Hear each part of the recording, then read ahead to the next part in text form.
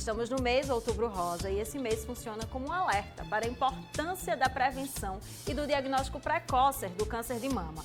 Para vocês terem uma ideia, segundo dados do Instituto Nacional do Câncer, o INCA, aqui no Brasil a previsão é que quase 74 mil mulheres sejam diagnosticadas com a doença até 2025, ocasionando 18 mil mortes. Os dados são alarmantes, meu povo, mas existem formas de se prevenir e ainda diagnosticar a doença o mais cedo possível. E é por isso que hoje este é o tema do quadro Só Saúde.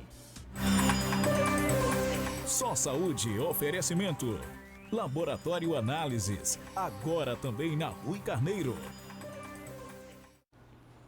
E aqui no estúdio do Mulher Demais eu recebo a médica mastologista, minha xará, Joana Barros. Seja muito bem-vinda, doutora Joana. Prazer. Eu gostaria, primeiramente, de começar essa entrevista para a gente falar sobre o pessoal que está nos acompanhando em casa, justamente sobre a importância de se falar e de emitir esse alerta sobre o diagnóstico precoce do câncer de mama. Bem, bom dia a todos. Prazer estar falando aqui sobre um assunto tão importante, tão necessário e não só no mês de outubro. Eu sou líder da ONG Amigos do Peito e a gente encampa essa luta o ano inteiro. Entretanto, o Outubro Rosa realmente é uma porta aberta, uma janela enorme que se escancara para a gente abordar temas importantes sobre a falta de acesso.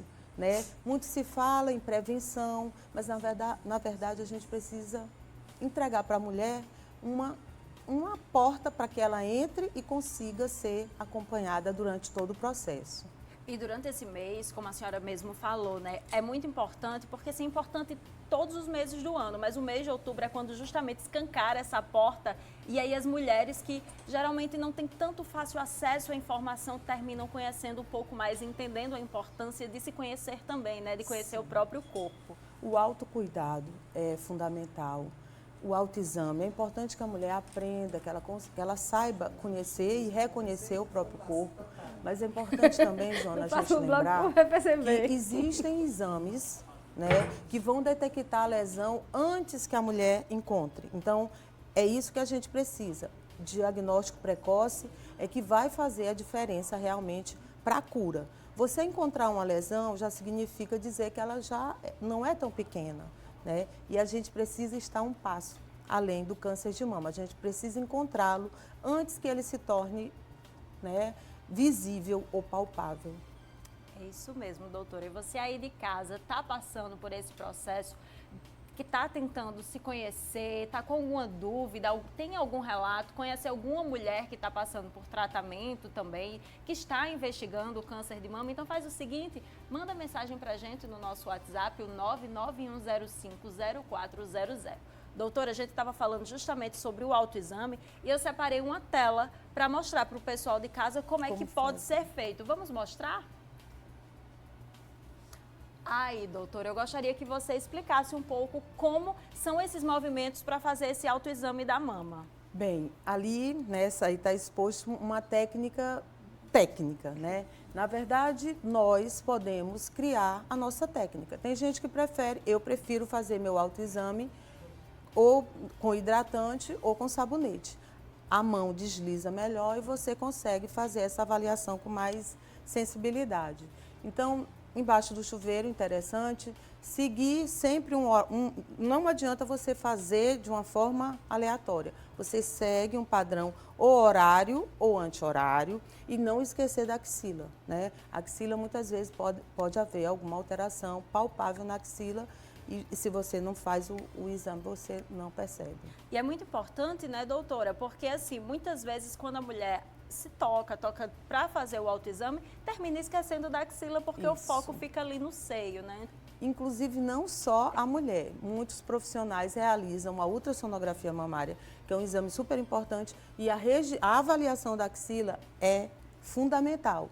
A mamografia também avalia a axila. Então, se a tecnóloga, né, a técnica de mamografia, realiza a mamografia e não inclui a axila, a mamografia não vai ter uma qualidade adequada e pode passar alguma coisa batida ali naquele exame que é tão importante.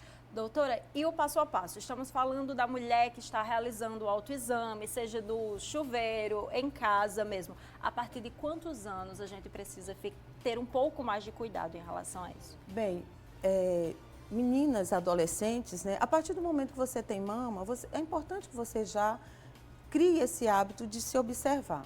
Nós temos patologias benignas, né, em adolescentes, são os fibroadenomas, são os mais comuns, e às vezes esses nódulos eles crescem muito e assustam principalmente as mães, né? Então eu atendo frequentemente mães apavoradas com suas filhas, né, com 12, 13, 14 anos. Hoje em dia as meninas menstruam mais cedo, a mama também, né, aparece mais cedo e elas ficam apavoradas. Então dá a importância da mãe saber fazer para ensinar as filhas.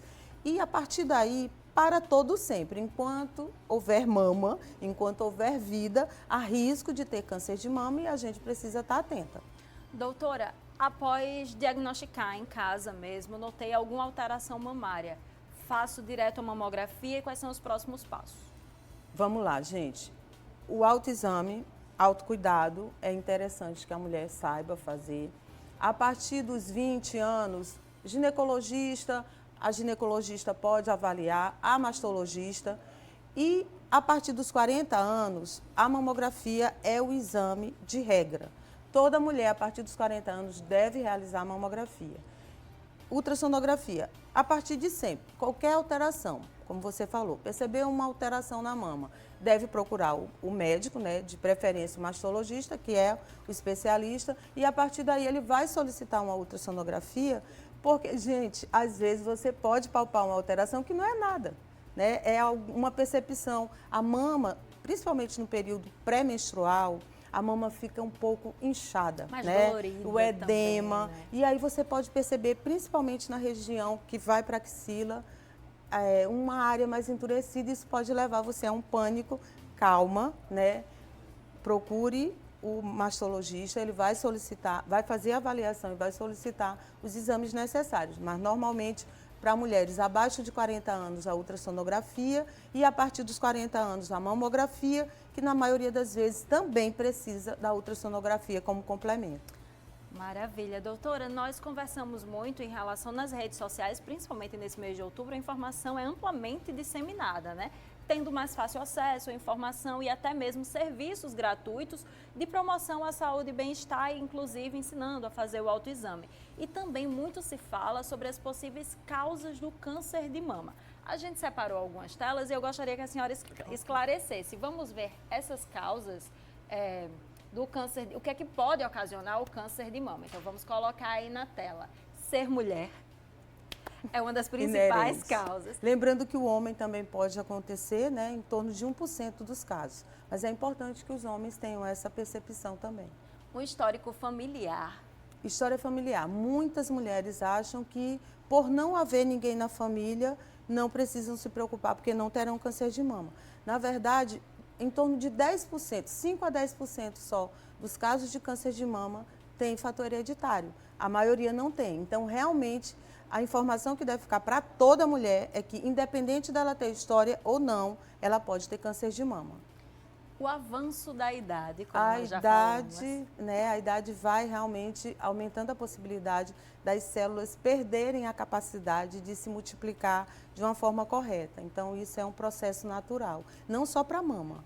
Doutora, e a exposição à radiação em tratamentos no peito? Bem, a radioterapia, quando pacientes, por exemplo, que têm diagnóstico de linfoma lá na adolescência ou adulto jovem, então o tórax daquela paciente ela vai ser exposto, né, a altas doses de radiação. Então essas mulheres elas precisam ter mais cuidado porque o risco realmente é maior. Lembrando que não podemos fazer confusão com a mamografia. Porque tem gente que diz, não vou fazer mamografia e alguns profissionais irresponsavelmente disseminam essa fake news de que a mamografia poderia causar câncer na mama e câncer na tireoide. Isso não tem embasamento científico. Então, deletem essa informação, realizem a mamografia que é segura e com relação a características especiais de cada paciente, os cuidados devem ser também tomados de acordo com a característica da paciente. Até porque são cuidados individuais, né, Exatamente, doutora? Cada personalizados. pessoa. E obesidade e alteração no peso? Sobrepeso, principalmente na pós-menopausa, é um fator, assim, arriscadíssimo. A gente tem batido, a Sociedade Brasileira de Mastologia tem falado muito sobre isso, não só a sociedade, de maneira geral, mundialmente, né? Que mulheres precisam realmente ter atenção com o controle do peso, porque o risco de você desenvolver câncer de mama, e não só de mama, de intestino, né, outros cânceres, a partir do sobrepeso, né? A gordura realmente é uma inimiga mortal, eu diria. E a menstruação precoce, doutora? Também. Quando você começa a menstruar mais precocemente, o que acontece hoje muito frequentemente, a sua mama ela é exposta a mais ciclos, né? Então, essa exposição de uma forma muito prolongada aumenta também o risco de câncer de mama. A entrada na menopausa em idade um pouco mais avançada. Pronto, é a mesma questão, né? Menopausa tardia e menarca, que é a primeira menstruação precoce. É o tempo, está relacionado ao tempo. O uso de medicamentos de terapia hormonal pós-menopausa. Atenção, meninas. Vamos lá, gente.